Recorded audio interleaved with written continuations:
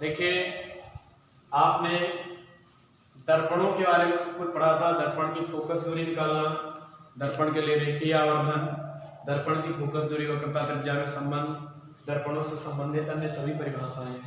दर्पणों की पहचान करना मैंने पिछले वीडियो में बताया था, आपको लिखना नहीं है, आपको ये लिखना है दर्पणों के उपयोग, ठीक है। और पहले बात आती है कि अवतल दर्पण के कहाँ कहाँ उपयोग होते हैं, फिर उत्तल दर्पण के, ठीक है। तो दर्पणों के उपयोग में सबसे पहला यूजेस क्या है कि बड़ी फोकस दूरी और बड़े द्वारक का अवतल दर्पण शेविंग के काम आता है, ठीक। शेविंग दर्पण के रूप में अवतल दर्पण का यूज करते हैं, जिसकी फोकस दूरी ज्यादा हो और जिसका द्वारक ज्यादा हो, ठीक।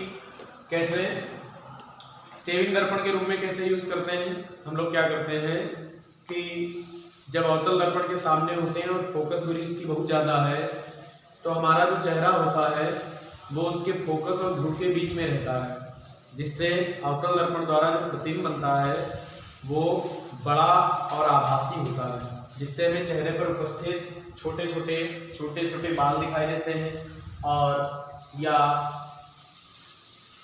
महीन से महीन हम अन्य चीज़ों की बात करें, ठीक। अगर कोई ऐसी सूक्ष्म चीज है, सूक्ष्म वस्तु है, तो उसको भी देखने में इसका यूज कर सकते हैं। कैसी फोकस दूरी का, फोकस दूरी ज्यादा होनी चाहिए और द्वारक भी बड़ा होना चाहिए। तो सीधा सीधा लिख सकते हैं आप, बड़ी फोकस दूरी तथा बड़े द्वारक का अवतल दर्पण शेविंग के काम आएगा, ठीक। और चेहरे को या जब व्यक्ति शेविंग करता है तो चेहरे को दर्पण के ध्रुव और फोकस के बीच में रखता है, ठीक। दूसरा इसका यूज होता है, अवतल दर्पण का उपयोग टेबल लैंपों के शेडो में किया जाता है। थोड़ा ध्यान दीजिए, अवतल दर्पण जो हमारा है इसका उपयोग टेबल लैंपों के शेडो में, जो आपके टेबल लैंप होते हैं इनमें भी अवतल दर्पण का यूज होता है, ठीक। और अवतल दर्पण होता है आपका अभिसारी। तो जब हम टेबल वाले लैंपों में अवतल दर्पण यूज करते हैं तो हमारा जो प्रकाश होता है वो अभिसारी पुंज के रूप में मेज के एक छोटे से भाग को प्रकाशित कर देता है, और चूंकि अभिसारी पुंज बनेगा तो ज़्यादा से ज़्यादा प्रकाश मेज पर ही आएगा, तो मेज का थोड़ा सा भाग बहुत ज़्यादा प्रकाशित हो जाता है। तो हम अवतल दर्पण का उपयोग टेबल लैंपों के शेडो में भी करते हैं, ठीक। अगला है अवतल दर्पण का उपयोग मोटर कारों, स्टीमरों, ठीक है, सर्च लाइट और आपके बड़े वाहन हैं, ठीक, जितने भी वाहन हैं, और रेलवे में रेल के जो लाइटें होती हैं, ठीक, उनमें भी हम अवतल दर्पण का यूज करते हैं। आपने देखा होगा इन सभी वाहनों में या सर्च लाइटों में जो फोकस होता है, लाइट होती है, वो बहुत तेजी से और बिल्कुल एक समांतर पुंज के रूप में सीधी चलती है। क्यों? क्योंकि आपने पढ़ा होगा कि जब हम अवतल दर्पण के सामने उसके फोकस पर कोई वस्तु रखते हैं तो प्रकाश किरणें जो चलती हैं वो फोकस से टकराने के बाद मुख्य अक्ष के समांतर हो जाती है, परावर्तित होकर। तो हमेशा इनमें होता क्या है कि जो हमारा बल्ब होता है, इन सभी लाइटों का, इनमें जो लाइटें लगी होती हैं उनका बल्ब फोकस पर लगा होता है, और फोकस से किरणें चलती हैं, अवतल दर्पण से टकराती हैं, अवतल दर्पण से परावर्तित होकर और समांतर पुंज के रूप में बहुत ज्यादा दूरी तय कर लेती है। इसीलिए अवतल दर्पण का उपयोग मोटर कारों, स्टीमरों, रेलवे की लाइटों में भी और सर्च लाइट में के लैंपों में भी किया जाता है। फिर अगला है चिकित्सीय में जो अवतल दर्पण होता है, इसका उपयोग हम चिकित्सा में भी करते हैं, ठीक। डॉक्टर लोग क्या करते हैं, छोटा अवतल दर्पण होता है उससे प्रकाश को परावर्तित करते हैं, और उस परावर्तित प्रकाश को हमारे शरीर के विभिन्न भागों जैसे आँख, नाक, कान, गले, इनमें डालते हैं। तो अवतल दर्पण एक अभिसारी दर्पण होता है, तो ज्यादा से ज्यादा प्रकाश परावर्तित होकर दर्पण से किसमें जाता है, अंदर जाता है, जिस अंग पर हम प्रकाश को डाल रहे होते हैं। तो ये अंग बहुत ज्यादा प्रकाशमान हो जाते हैं या इनमें ज्यादा मात्रा में प्रकाश पड़ता है, तो इन अंगों को भली भांति देख सकते हैं। तो डॉक्टर लोग यही काम करते हैं, प्रकाश की किरणें छोटे अवतल दर्पण से परावर्तित करके आँख, नाक, कान, गले आदि में डालते हैं, जिससे ये भलीभांति प्रकाशित हो जाते हैं। ठीक, अब बात करते हैं उत्तल दर्पण का। देखो उत्तल दर्पण का जो ये वाला उपयोग है, पहला ये पूछा भी जाता है कि वाहनों में पश्च दृश्य दर्पण के रूप में किसका यूज करते हैं, तो वाहनों में पश्च दृश्य दर्पण के रूप में उत्तल दर्पण का यूज करते हैं, क्योंकि आपने पढ़ा होगा उत्तल दर्पण से वस्तु का जो प्रतिबिंब होता है वो हमेशा आभासी, सीधा और वस्तु से छोटा बनता है। ठीक, आज वाहनों के साइड में ड्राइवर के पास में उत्तल दर्पण लगा होगा, तो उत्तल दर्पण से वस्तु कहीं पर भी हो, अगर दूर स्थित वस्तु भी है तो उस वस्तु का भी उसमें प्रतिबिंब छोटा बन जाता है, या वस्तु निकट भी है तब भी उस वस्तु का उतना ही बड़ा प्रतिबिंब दर्पण में बन जाता है। ठीक, क्योंकि हम जानते हैं उत्तल दर्पण की सारी स्थितियों के लिए जो इमेज बनता है वो आपका कैसा होता है, वर्चुअल होता है। ठीक, और वस्तु की अपेक्षा छोटा होता है और हमेशा वस्तु से के आप में सीधा बनता है। ठीक, तो इसलिए पश्च दृश्य दर्पण के रूप में भी हम उत्तल दर्पण का उपयोग करते हैं, इसमें वाहन में। ठीक, अगला है उत्तल दर्पण का उपयोग बाजारों तथा गली में लगे लैंपों के ऊपर किया जाता है, जिससे प्रकाश अपसारी होकर बड़े क्षेत्र में फैल जाता है। आपने उत्तल की प्रकृति पढ़ी है। उत्तल दर्पण पर जब कोई प्रकाश किरणें गिरती हैं तो होता क्या है कि ये प्रकाश किरणें गिरी और ये प्रकाश किरणों को उत्तल दर्पण ने फैला दी, अपसारी कर दी।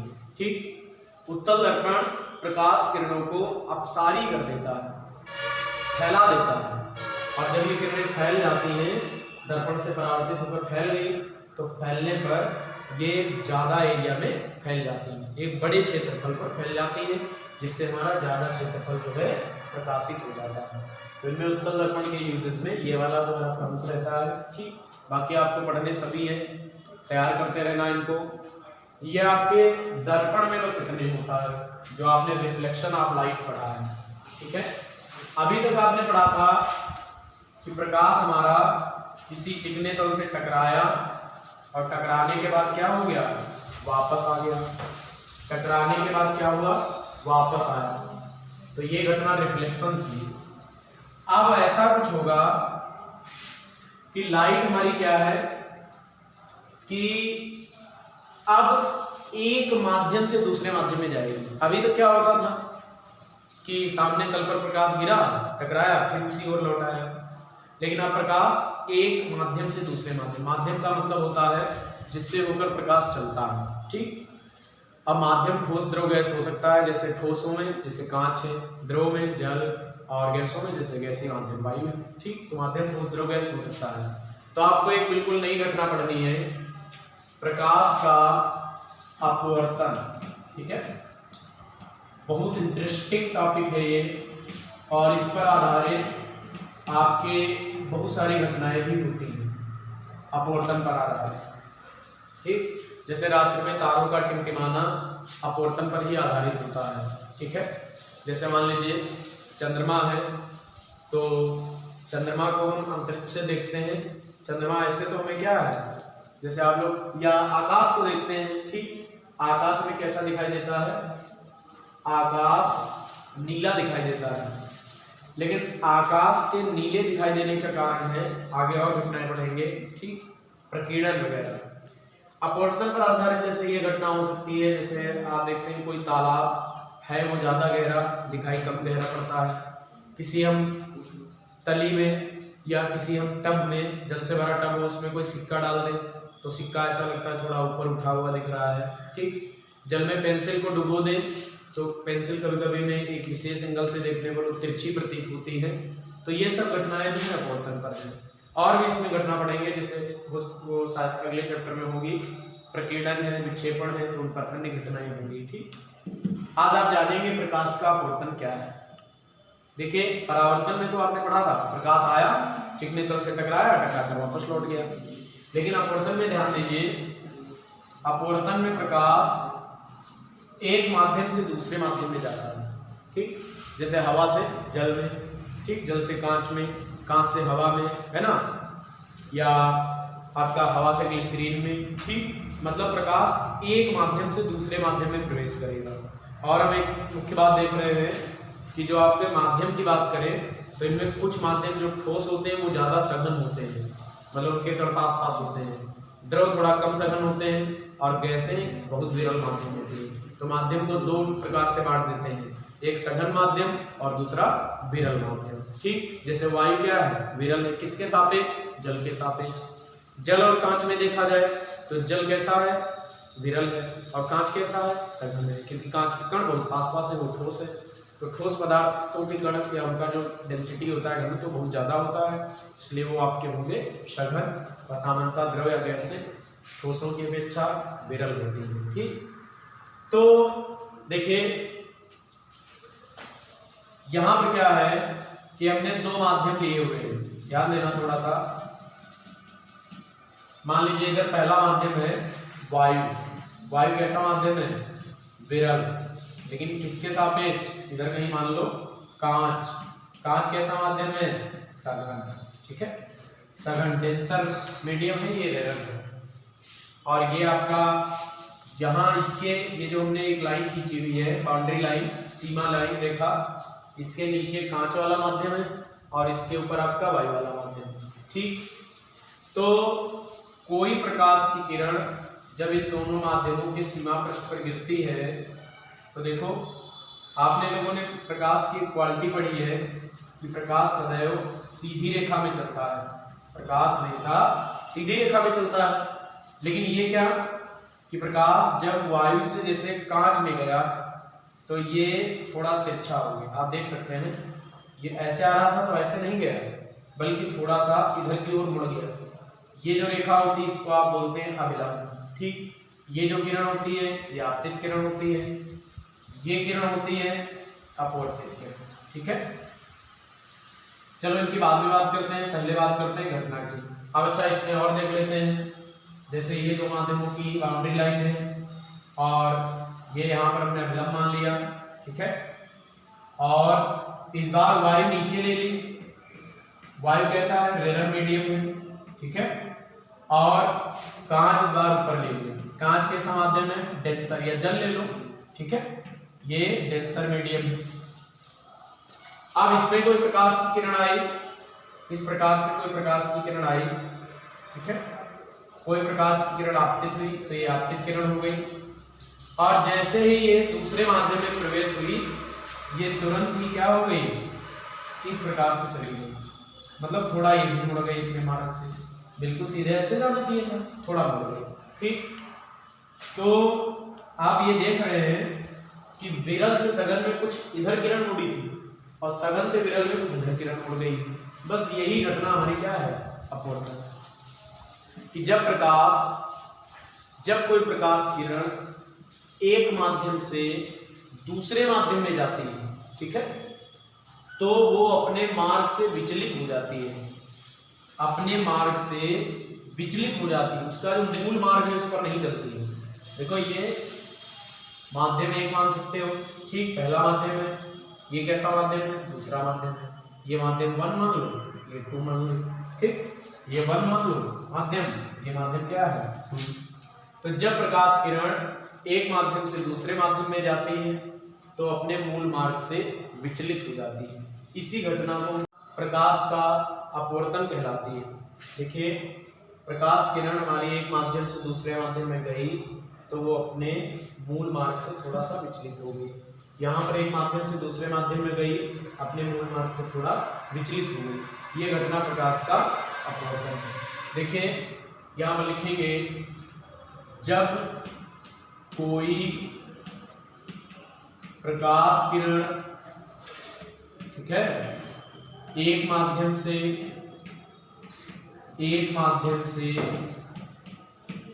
दूसरे माध्यम में जाती है, दूसरे माध्यम में जाती है तो अपने मूल मार्ग से थोड़ा विचलित हो जाती है, विचलित हो जाती है। इस घटना को प्रकाश का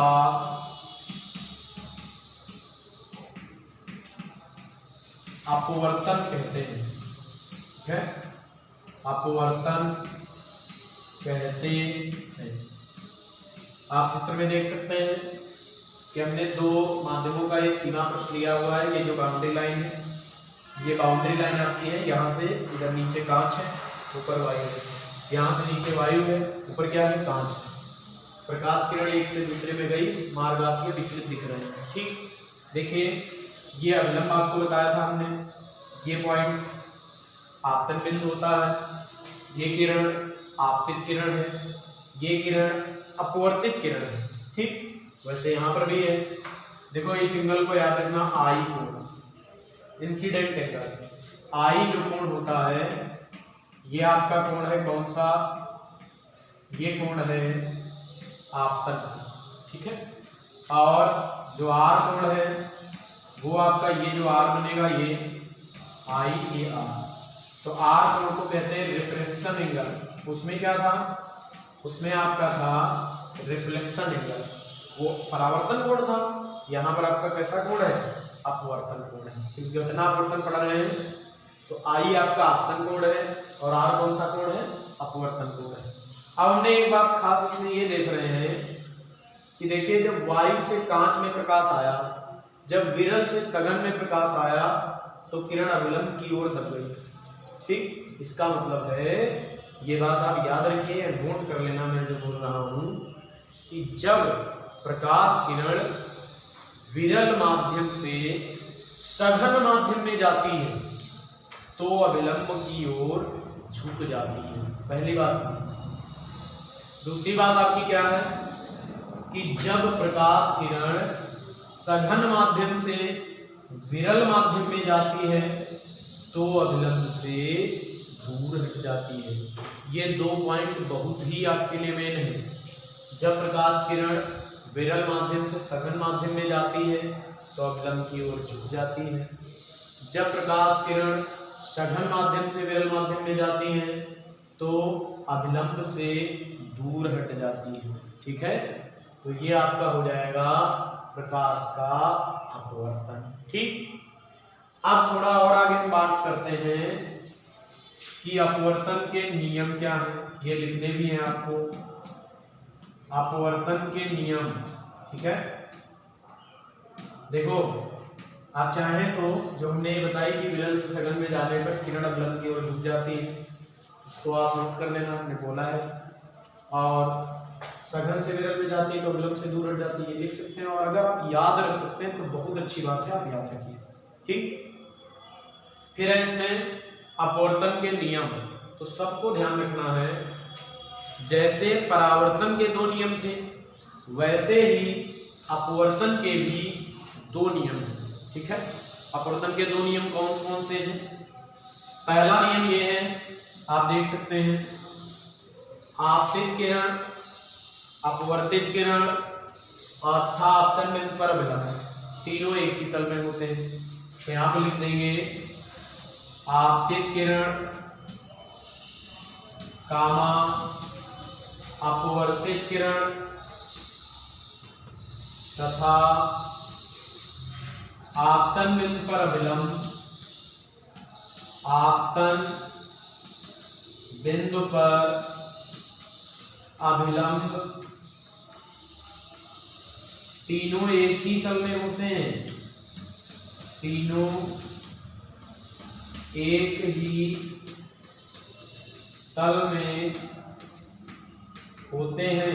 ठीक है, आपतित किरण, अपवर्तित किरण तथा आपतन बिंदु पर अभिलंब तीनों एक ही तल में होते हैं। दूसरा नियम क्या है, देखिए ध्यान देना। दूसरा नियम यह है, वहां पर परावर्तन में दूसरा नियम था, परावर्तन कोण आपतन कोण आपस में बराबर होते हैं। लेकिन यहां पर दूसरा नियम यह है कि आपतन कोण की ज्या तथा अपवर्तन कोण की ज्या, ज्या का मतलब होता है साइन। आपतन कोण की ज्या लेंगे तो साइन आई आएगा और अपवर्तन कोण की ज्या लेंगे तो साइन आर आएगा। इसका अनुपात एक नियतांक होता है। देखो दूसरा नियम क्या है, किन्हीं दो माध्यमों के लिए तथा किसी निश्चित रंग के प्रकाश के लिए, ठीक है, किन्हीं दो माध्यमों के लिए, किन्हीं दो माध्यमों के लिए तथा किसी निश्चित रंग के प्रकाश के लिए, किसी निश्चित रंग के प्रकाश के लिए, ये बात जरूर लगा देना, ठीक है, के लिए आपतन कोण की ज्या, आपतन कोण की ज्या तथा अपवर्तन कोण की ज्या, अपवर्तन कोण की ज्या का अनुपात सदैव नियत रहता है, सदैव नियत रहता है, नियत रहता है, ठीक है। आपतन कोण की ज्या, अपवर्तन कोण की ज्या का अनुपात सदैव नियत रहता है। आपतन कोण की ज्या को लिख सकते हैं साइन आई, जैसे आप लोग पढ़ते हैं sine theta, sine x, sine A ना, वैसे साइन आई बटे साइन आर इक्वल टू नियतांक, ठीक है, इक्वल टू नियतांक। देखिए नियतांक के ब्रैकेट में आप एल लिख देंगे। अब कल हम एन की बात करेंगे, अगले वीडियो में आपको एन की बात करेंगे। एन को कहते हैं अपवर्तनांक, इंडेक्स, ठीक है। इसे स्नेल का नियम भी कहते हैं, इसे स्नेल का नियम कहते हैं, ठीक है। ये स्नेल का नियम है, किन्हीं दो माध्यमों के लिए तथा किसी निश्चित रंग के प्रकाश के लिए आपतन कोण की ज्या तथा अपवर्तन कोण की ज्या का अनुपात सदैव नियत रहता है, अर्थात साइन आई बटे साइन आर और नियतांक हमने ब्रैकेट में लिखा है एन, इसे स्नेल का नियम कहते हैं। एन, कल एन की बात होगी कि एन क्या है, तो एन है एक माध्यम के सापेक्ष दूसरे माध्यम का अपवर्तनांक। एन इज इंडेक्स अपवर्तनांक है। तो आपको अपवर्तनांक की परिभाषा, ठीक, अपवर्तनांक का सूत्र नेक्स्ट वीडियो में बताए जाएंगे। तो आज आपको तैयार करना है प्रकाश का अपवर्तन क्या है, प्रकाश के अपवर्तन के नियम क्या है, दर्पणों के यूजेस क्या है। जो मैंने यहाँ पर 2 पॉइंट बोले थे कि विरल से सघन में तो अभिलंब की ओर झुकेगा और सघन से विरल में तो अभिलंब से दूर हटेगा। इस चीज को अवश्य ध्यान रखेंगे, ठीक है। और इसके बाद नेक्स्ट वाले जो बातें आएंगी, जो नेक्स्ट टॉपिक आएंगे वो आपको नेक्स्ट वीडियो में मिल जाएंगे।